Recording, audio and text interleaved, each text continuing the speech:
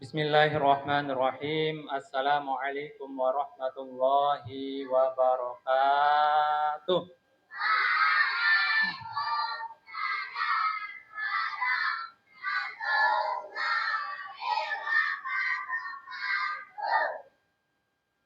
Alhamdulillahi rabbil alamin wassalatu wassalamu ala asrafil anbiya'i wal mursalin sayyidina maulana Muhammadin wa ala alihi wa sahbihi ajma'in.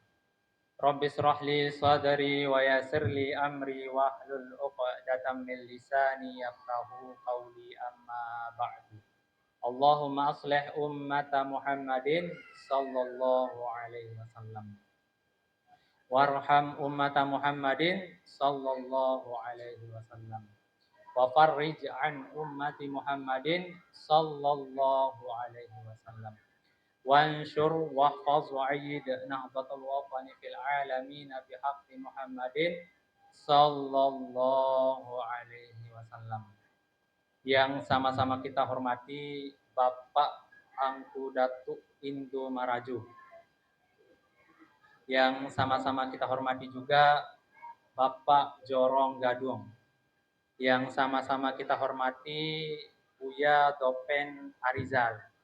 Yang sama-sama kita hormati Bapak Penyuluh KUA Kecamatan Sangir. Yang sama-sama kita hormati Bapak Pengurus Musola Ahlul Zikri. Dan yang sama-sama kita hormati, tapi kalau kita sebut satu persatu, maka nanti selesainya jam 10 nanti.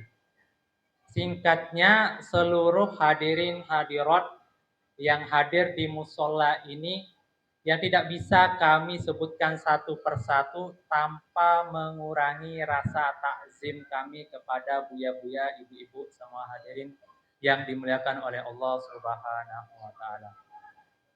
Ibu-ibu, bapak-bapak, buya-buya yang dimuliakan oleh Allah Subhanahu wa taala, pertama-tama kita haturkan puji dan puja syukur kita kepada Allah Subhanahu wa taala yang alhamdulillah kita diberikan hidayah, kita diberikan taufik oleh Allah Subhanahu wa taala sehingga alhamdulillah kita bisa berkumpul di tempat yang mulia ini.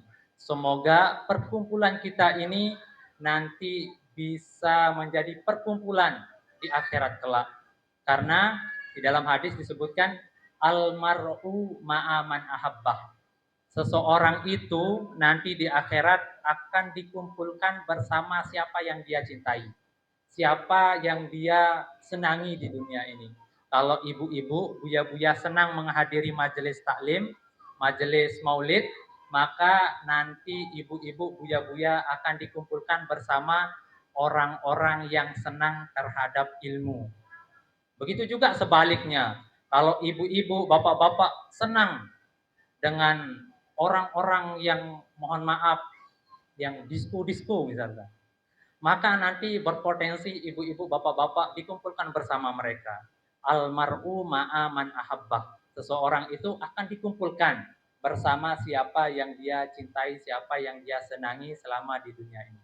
Ibu-ibu yang dimuliakan oleh Allah Subhanahu wa taala, sholawat beserta salam kita haturkan kepada junjungan kita, yakni Nabi besar Muhammad sallallahu alaihi wasallam. Kita bersolawat kepada beliau.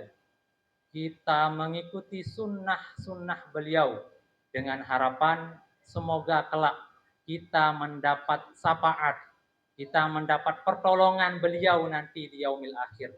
Kita diakui sebagai umat beliau nanti di yaumil akhir. Karena itu yang sulit diakui. Karena nanti banyak di akhirat itu mengaku umat Nabi. Banyak mengaku umat Nabi. Katanya, ya Rasulullah, nama awal saya Muhammad, KCE. Nama awal saya Siti, KCE. Tapi apa? Tapi dia itu tidak diakui oleh Nabi Muhammad. Ya, itu yang sulit ya. Itu yang harus kita perhatikan dari sekarang. Bagaimana caranya supaya kita bisa diakui sebagai umat beliau? Kita mengikuti sunnah atau tuntunan beliau. Apa tuntunannya? Al-hadis. Al-Quran. Kita ikuti ulama. Al-ulama warasatul anbiya. Ulama itu adalah pewarisnya Nabi. Ibu-ibu yang dimuliakan oleh Allah Subhanahu wa taala, buya-buya yang dimuliakan oleh Allah Subhanahu wa taala. Pada kesempatan kali ini untuk mengisi evaluasi tahfiz kita ambil dari ayat Al-Qur'an. Surah Ali Imran ayat 31. Qul in kuntum tuhibbunallah. Jika ibu-ibu atau bapak-bapak betul-betul cinta kepada Allah, harus ada syaratnya. Ya, harus ada syaratnya, ya. Enggak cukup dengan perkataan saja. Saya cinta kepada Allah, saya cinta kepada Rasul, hanya katanya saja. Atau saya cerita sedikit, ya. Ada sebuah kisah, Al-Kisah, ada namanya Uda Pucuk Karambi, Uda Pucuk Paranci namanya. Siapa namanya? Iya, pucuk ubi lah. Ya. Uda Pucuk Ubi ini dia cinta kepada seorang gadis. Ya. Dia safari pergi ke gadis ini. Katanya apa? Kata KCE di depan gadis ini, jangan dihina, saya masih belajar. Apa KCE? Katanya, oh adindaku sayang, katanya. Aku cinta kepada kamu. Dia pulang. Besoknya lagi, dia kembali ke rumah gadis ini. Ya, itu yang diucapkannya lagi. Oh adindaku sayang, aku cinta kepadamu. Pulang lagi. Selama 2 tahun seperti itu. Itu udah setiap hari yang dia kerjakan. Udah pucuk paranci ini ya. Ada satu lagi namanya Uda Karambi namanya. Uda Karambi ini, ya Karambi ya. Iya. Uda Karambi ini apa yang dia lakukan? Dia itu datang menemui gadis yang sama ya. Satu gadis direbutkan oleh 2 pemuda ya. Dia datang ke sana. Apa yang dia bawa? Dia bawa sertifikat tanah 5 hektar. Apa dia bawa? Sertifikat tanah 5 hektar. Apa juga yang dia bawa? Dia bawa BPKB dan STNK motor Vario baru. Nah, itu yang dia bawa ya. Apa katanya? Adindaku sayang katanya. Ini sebagai bukti bahwasanya saya betul-betul mencintai Adinda. Besok pagi kita pergi ke kantor KUA Kecamatan Sangir menemui Buya Safrizal, KCE. Kita langsung nikah katanya. Nah, kesimpulannya, kira-kira mana yang betul-betul cinta kepada seorang gadis? A. Apakah Uda Pucuk Paranci? Atau B. Uda Karambi ya? Udah Karambi. Nah, berarti 100 ya. Betul ya. Ternyata pintar ya, sangat pintar orang-orang Sumatera Barat.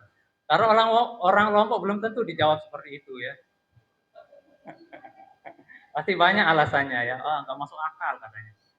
Nah, padahal ini adalah sebagai contoh ilustrasi.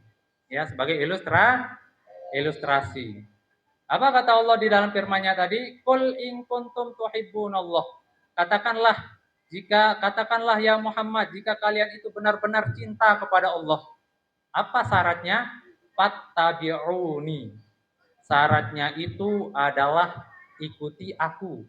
Bukan saya ya, ikuti Nabi Muhammad. Itu syaratnya ya. Ikutilah Nabi Muhammad. Kalau ibu-ibu, buya-buya betul-betul cinta kepada Allah, maka ikutilah Nabi Muhammad.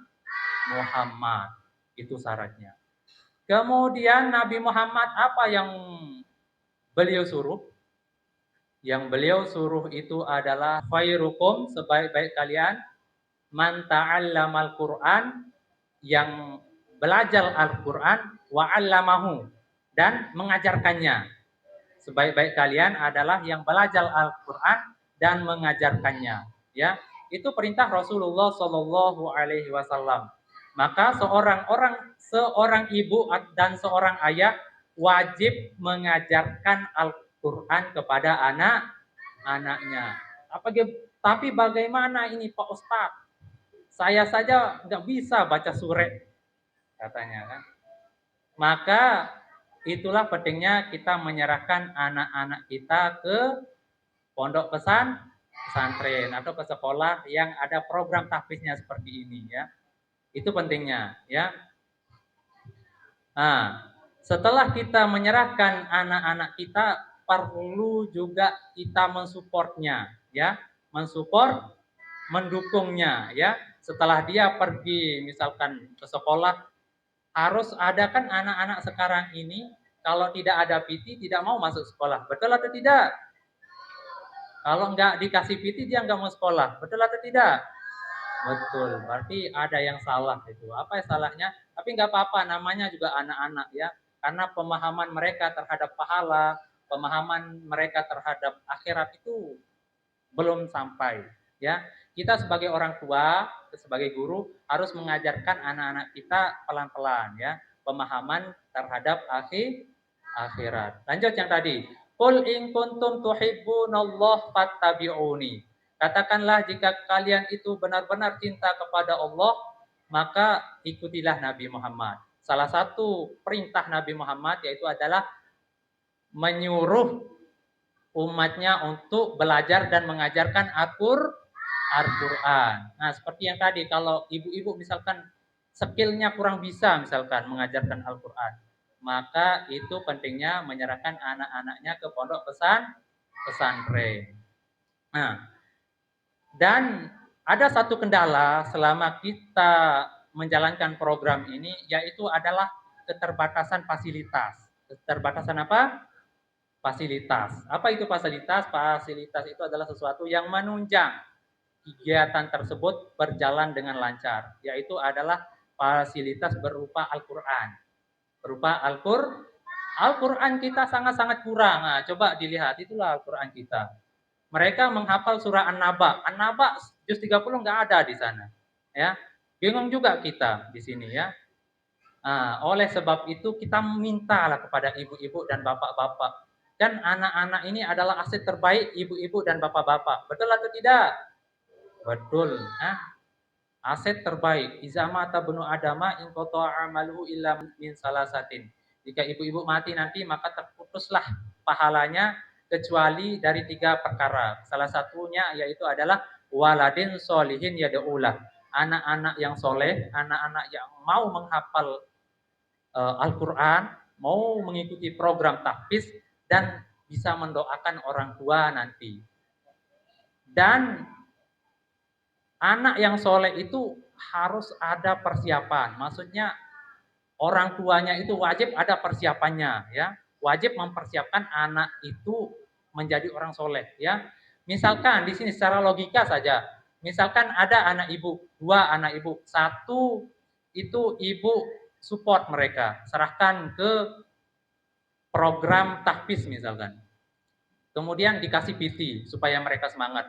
Kemudian satunya lagi ibu terlantarkan, tidak dikasih makan, tidak dikasih PT. Kira-kira mana yang berpotensi menjadi seorang penghafal Al-Quran? Yang ditelantarkan atau yang ibu kasih uang? Yang ibu serahkan ke lembaga program tahfiz, kira-kira mana? Lembaga program tahfiz. Berarti ibu itu harus ada andilnya, ya, harus ada andil untuk menciptakan, untuk mewujudkan anak ibu menjadi anak yang soleh, ya. Nah, itu kendala kita yang pertama, yaitu adalah keterbatasan Al-Quran. Ya, kita di sini kan namanya juga evaluasi, ya. Ada nanti sesi tanya jawabnya. Misalkan apa yang menjadi kendala ibu-ibu bisa ibu lontarkan pertanyaannya supaya jelas nanti. Yang pertama yaitu adalah keterkendalaan Al-Quran, ya, Al-Quran. Kira-kira ibu-ibu, bapak-bapak Bersedia atau tidak membelikan anaknya yang ikut program tahfiz ini juz amma? Bersedia atau tidak? Bersedia atau tidak? Bersedia. Alhamdulillah. Itu yang kita pusingkan kemarin kan. Cuma kalau nggak salah cuma 4 atau 5. 5 Al-Quran yang masih bagus, yang ada juz 30-nya. Sebagian lagi alhamdulillah mereka membawa Al-Quran dari rumah, sebagian lagi tidak membawa Al-Quran dari rumah ya. Makanya kita sampaikan sekarang ini supaya ibu-ibu bersedia memberikan anaknya Al-Quran atau juz amma. Paling-paling harga juz amma itu kurang dari 20.000 ya, yang juz 30 itu. Juz 30 bukan Al-Quran seluruhnya. Kan mereka di sini fokusnya itu juz 30 ya. Nah, kemudian setelah ibu-ibu membelikan Al-Quran, nanti kita data anak-anak ini ya. Kita data. Kira-kira kalau ibu-ibu, bapak-bapak, kita buatkan grup WA nanti, mau atau tidak? Supaya ada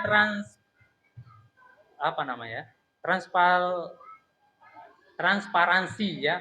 Supaya ada transparansi. Nanti supaya kan ini program ini suatu program baru bisa berjalan secara sempurna, secara maksimal jika semua elemen, semua lembaga, semua yang ikut di program tersebut ikut mendukung ya, ikut mendukung.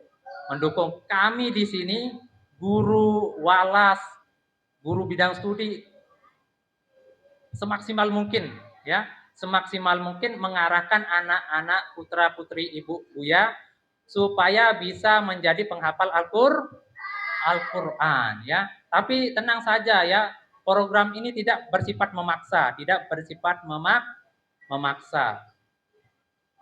James Clear. Siapa? James Clear, pengarang buku Atomic Habits. Apa kata beliau di bukunya? Memberikan tantangan kepada otak yang tantangannya itu tidak bersifat tinggi dan tidak bersifat rendah, itu bisa meningkatkan kecerdasan otak sebanyak 37 kali. Ya, memberikan tantangan kepada otak, apalagi otak putra-putri ibu yang masih tahap perkembangan, yang tantangannya itu, yang challenge-nya itu tidak terlalu tinggi, tidak terlalu rendah, itu bisa meningkatkan kecerdasan sebanyak 37 kali. Itu kata beliau. Ini dari perspektif sains ya, dari perspektif sains ya, dari ilmu pengetahuan. Kalau dari ilmu perspektif agama, apa katanya? Ihfazillah yahfazuka. Jagalah Allah, maka dia akan menjagamu. Jika anak-anak ibu dari kecil dilatih untuk menjaga firman Allah, maka pasti Allah akan menjaganya. Itu dari perspektif agama, dari sudut pandang agama. Maka dari sudut pandang sains itu mendukung ya, dari sudut pandang agama juga mendukung ya. Sama-sama kedua perspektif ini sama-sama mendukung kecerdasan anak ya. Kalau anak-anak ibu mengikuti program tahfiz, maka kecerdasannya akan bertambah ya. Tenang saja, tidak mungkin kita buat anak ibu ini sampai gila, nggak ada seperti itu ya. Karena program kita ini terarah, kemudian terstruktur ya, terarah, terstruktur ya. Itu program yang kita jalankan di Pondok Pesantren Tarjun Najah. Itu yang dibuat oleh pimpinan kita. Alhamdulillah. Itu yang pertama, yaitu adalah ketergendalaan Al-Quran. Kemudian yang kedua, ini yang terakhir. Yang kedua, setelah kita mengikuti program ini, ada kita sobok satu anak, anaknya itu tidak ada peningkatannya, ya, tidak ada peningkatannya. Setelah kita tanya, kita telusuri, kita evaluasi apa penyebabnya kira-kira. Setelah kita melakukan pendekatan dengan anak ini, ternyata ada alasannya. Ada alasannya. Apa alasannya? Apa dia bilang? kenapa hafalan kamu seperti ini saja, 1 minggu cuma dapat setengah ayat, setengah ayat, bukan setengah surah, ya, setengah ayat, kadang-kadang 1 ayat, ya, tapi alhamdulillah lah kan, ada, intinya dia ikut semangat lah kan, ikut semangat program ini. Setelah ya kita tanya seperti itu, apa dia bilang? Iya Pak Ustadz, katanya, KCE. Iya Pak Ustadz, di rumah ibu saya menyuruh saya disuruh mencuci, katanya, disuruh ke sawah, katanya. Di dalam hati saya, apa saya bilang? Ini ibu tiri atau ibu kandung, kata saya dalam hati. Iya. Perlu ibu ketahui bahwa mendidik anak itu bagus ya, bagus. Apalagi menyuruh mereka mencuci, ya itu bagus. Tapi masa mereka sekarang ada pekerjaan prioritas. Ada pekerjaan prioritas. Apa pekerjaan prioritas mereka? Pekerjaan prioritas mereka yaitu adalah belajar, menghafal. Itu pekerjaan prioritas anak-anak ya. Bukan disuruh mencuci, bukan disuruh ke ladang, ambil lado, ambil jagung ya. Bukan seperti itu. Boleh, bagus itu, bagus, tapi jangan sampai seluruh waktunya disita untuk pekerjaan yang seharusnya dikerjakan oleh orang tua, ya. Kan mencuci itu seharusnya kan oleh ibu, ya. Gak apa-apa lah dibantu oleh anak, tapi jangan sampai waktunya itu seluruhnya disita untuk pekerjaan yang sifatnya itu untuk orang tua ya. Misalkan disuruh mencuci 2 atau 3 piring bagus, 4 piring bagus. Jangan sampai semuanya dari peralatan dapur semuanya anak ibu aja yang mencuci. Jangan sampai seperti itu ya. Karena prioritas mereka itu adalah belajar. Perlu kita ketahui juga bahwa orang pintar, orang rajin ya, orang giat belajar belum menjamin mereka menjadi orang sukses. Belum menjamin menjadi orang itu adalah fakta ya. Orang pintar belum menjamin orang itu menjadi orang sukses. Itu fakta itu ya. Itu kata James Clear, bukan kata saya ya. Itu kata Morgan Housel ya. Morgan Housel pengarang buku The Psychology of Money ya. Tapi dengan anak ibu cerdas, dengan anak ibu rajin, dengan anak ibu itu rajin belajar dari kecil, cerdas, itu bisa meningkatkan potensi, memperbesar peluang anak ibu menjadi orang sukses ya. Semakin rajin anak ibu, semakin pintar anak ibu, peluang mereka menjadi sukses itu semakin besar ya. Nah, itu masalahnya. Anak yang rajin saja belum menjamin 100% menjadi orang apalagi anak yang tidak apalagi anak yang dipaksa orang tuanya hanya untuk kerja ya. Nah, ini kalian perlu ketahui juga, ibu kalian itu bekerja atau tidak? Bekerja. Kalau kalian di rumah sobok, misalkan nggak ada pekerjaan, menghafal tidak, sudah selesai misalkan. Tugas PR sudah selesai, cucilah piring ibu kalian itu atau bekas kalian makan itu ya. Jangan sampai kalian harus disuruh juga ya, karena kata Nabi, bir li abika yubari benaka, berbaktilah kalian kepada orang tua kalian, maka anak-anak kalian nanti pasti akan berbakti kepada kalian ya. Kalian berbakti sekarang kepada ibu, kepada bapak kalian, nanti anak kalian akan berbakti juga kepada kalian ya. Mafhum mukhalafah, kebalikannya apa? Kebalikannya, jika kalian sekarang durhaka kepada orang tua kalian, susah disuruh, susah dikecean, maka anak kalian juga akan seperti itu nanti ya. Karena itu adalah hukum karma namanya ya. Bagaimana kalian perlakuan kalian kepada orang tua kalian sekarang ini, itulah yang mencerminkan anak kalian nanti. Ibu-ibu, bapak-bapak yang dimuliakan oleh Allah Subhanahu wa taala, setelah ibu-ibu mengikuti program ini, mensupport dari rumah, di rumah juga ibu mensupport mereka, membimbing mereka juga, di samping di sekolah, di rumah juga membimbing anak-anak ibu program tahfiz ini, ya. Program tahfiz ini. Nah, itu kita minta juga kepada ibu-ibu, luangkanlah waktunya 10 menit. Berapa? 10 menit untuk anak ibu. Kan ini aset terbaik ibu-ibu ini, bapak-bapak, anaknya ini. Luangkanlah waktunya 10 menit untuk menemani mereka menghafal di rumah. Misalkan, siapa misalkan di sini? Gibran misalkan. Gibran, sini nak.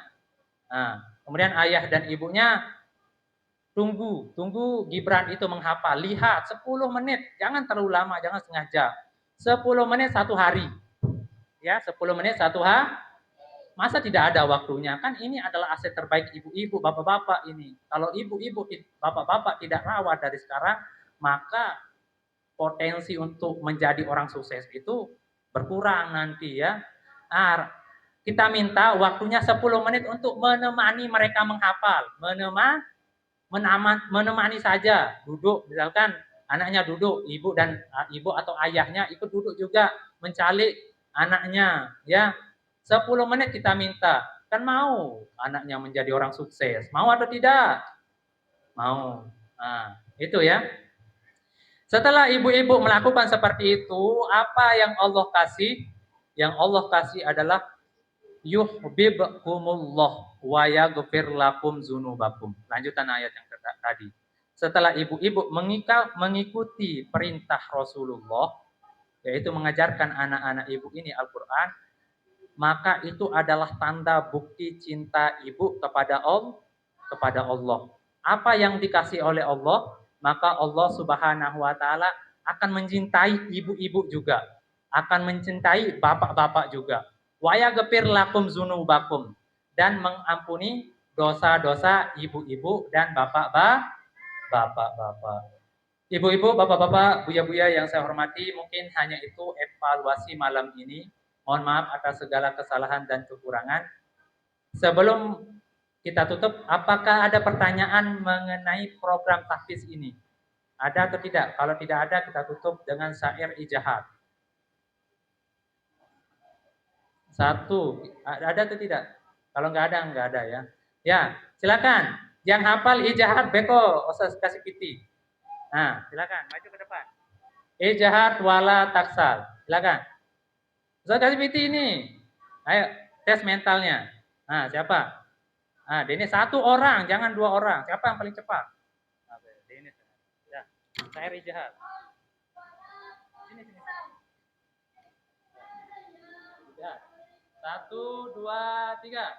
Ijar Semuanya ikut. Wala taksar wala taku ghafilan wa nadamatul uqaba liman yasakakalun bersungguh-sungguhlah, jangan bermalas-malasan orang berpengesalan karena bermalas-malasan.